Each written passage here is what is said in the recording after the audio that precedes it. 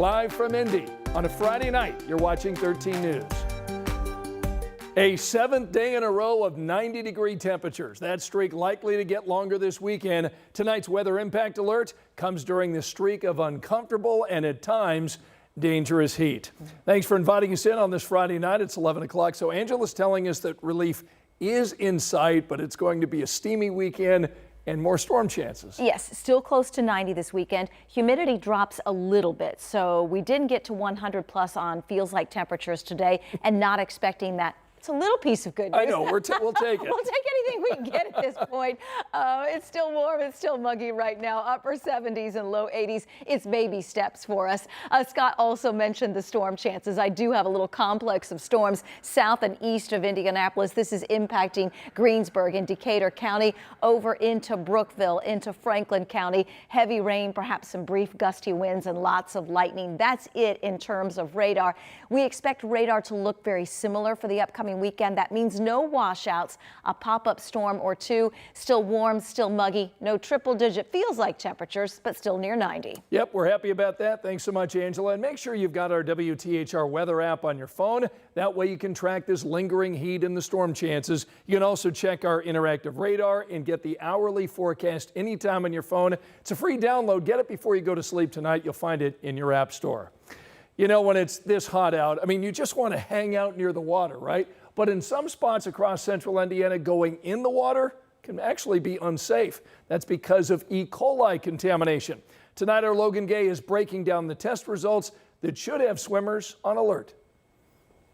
If you're planning to beat the heat by swimming at Eagle Creek Park Beach, well, you'll have to rethink that. Instead, families are greeted with this locked gate with a sign telling visitors the swim area is closed until further notice. This hot day, we would have loved to swim because we came with our swim stuff, but we are not unable to swim. The reason, elevated E. coli levels. E. coli is a bacterium that's actually found normally in the intestinal tract.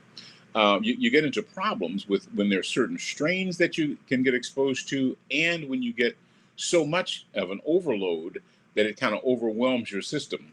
Dr. Eric Yancey says elevated bacteria levels can happen with heavy rains and high temperatures like we've been seeing. Washing out of animal excrement, you're looking at washing out of other types of dirt and contaminants all kind of rushing into those bodies of water at the same time after like big storm. Eagle Creek Park Beach is not the only place facing this issue. According to the Fishers Health Department, Fall Creek at Guys Park and Canal Place, as well as part of the White River, also tested with higher levels of E. coli. Yancey says the symptoms of E. coli can be very uncomfortable. Mostly diarrheal type illnesses, as well as like cramping, sometimes fever. There are strains of E. coli that cause urinary tract infections. There's actually a certain type of post-infection from E. coli that can cause you kidney damage. A real concern for parents. I mean, I don't want any of my child to fall sick because of just 5-10 minutes swimming. Because of this, Dr. Yancey says if you see a sign like this, take it seriously. By the time you start getting fevers and cramping, you're already infected. So the best way is to heed the advice and prevent those infections. And just wait for those levels to go down. Hopefully they will open it soon so that we can hop into the water and swim. And you know what, Scott, I know that's something that he and a lot of other people are looking forward to. Right, and we're not just talking about E. coli in the water, right? That's right. Well, the city of Muncie actually closed their beach at Prairie Creek Reservoir because of elevated levels of a toxin that's produced by blue-green algae. All right, so know the water before you go in. Absolutely. All right, Logan, thanks so much.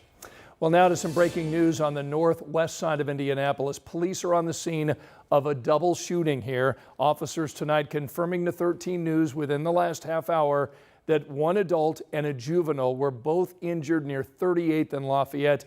Both of them were said to be stable. Right now, we've got crime scene tape up around this restaurant parking lot. We don't have any word yet right now what led to tonight's shooting or if police have identified a suspect. Tonight, one person is dead after a shooting in Plainfield. Tonight, police are confirming they do have someone in custody. All of this unfolding around 3:30 this afternoon on Creek Hollow Road. That's not far from the shops at Perry Crossing. Right now, we're working to learn what led up to this shooting and the names of the people involved. Tonight, a 12-year-old boy is dead after police tell us he got a gun and accidentally shot himself. This happened early this morning inside of an apartment in Cumberland. Investigators tell us this is actually the second accidental shooting death involving a child at this complex in the last 2 years. Police say 12-year-old Jeremiah Cotton told his mom he was spending the night with a friend. Then around 1 o'clock this morning, police believe a group of kids were checking out a semi-automatic handgun when Jeremiah picked it up and accidentally shot himself in the head. We're still going to be working with our federal partners on tracing this firearm, seeing where it came from, if it's been used in any other crimes. Police say no one in that apartment was over the age of 18. Police in Cumberland are telling us there are free gun locks available at their headquarters, no questions asked. Free gun locks are also available at Indianapolis Public Libraries. The U.S. Supreme Court just wrapped up its term today with a few notable rulings.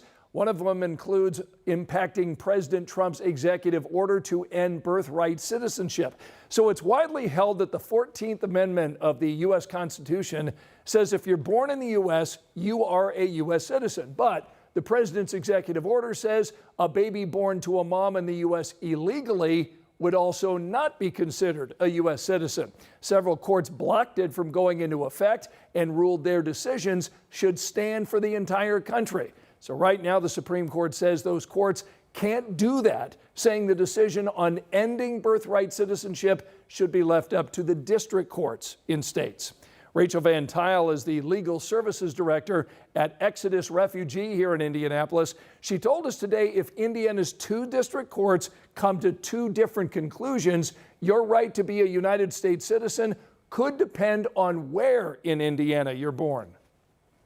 You could be born in Lafayette and not be a citizen, but you could be born in Indianapolis and be a citizen, which is just a recipe for chaos and confusion. District courts can't start making decisions until there are legal challenges. Van Tile expects that will happen once the executive order takes effect in 30 days.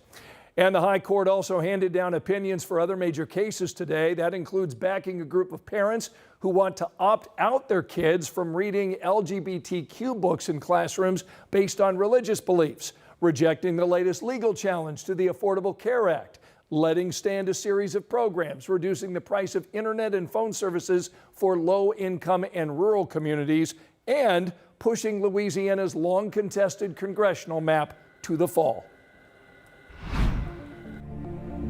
Here's a look at the other stories making headlines right now. Investigators just identified the man shot and killed in a parking lot on the south side of Indianapolis. This is a story we first brought you last night at 11. Police say 22-year-old Montrell Austin died. They say Austin and the suspect set up a meeting before the shooting. Now officers are working to identify the person who pulled the trigger. Tonight, a bicyclist is in critical condition after a suspected hit and run on the east side of Indy. Right now, police are searching for the driver. This happened around 5 this morning along Washington Street near Sherman Drive. We want to remind you, drivers on the southeast side can expect detours as crews work on I-65 over the next few days. So the northbound lanes are closing this weekend between 465 and the South Split. Crews are finishing up some drainage improvements underneath the interstate. Traffic will be rerouted onto I-70. Lanes are set to reopen Monday morning. And tonight we're getting a new look at work on the Pennsylvania Street Bridge over Williams Creek. Indy DPW posted these photos on social media. The original bridge was built nearly 100 years ago, but now it's got an upgrade. A flower you want to see, but maybe not smell. This corpse flower, known as Wally, lives at IU, and people can stop by and see it in bloom this weekend. It last bloomed in 2023. The bloom lasts only a day or so before it wilts. That greenhouse has special hours. That way people can stop by and see Wally in person. Remember, you can find all of our latest local stories anytime on our 13 News app.